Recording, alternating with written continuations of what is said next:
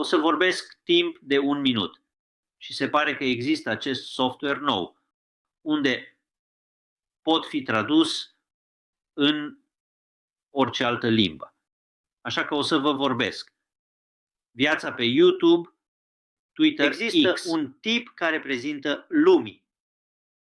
Dito, dubbing.com. Așa că acum o să vorbesc timp de 1 minut și apoi.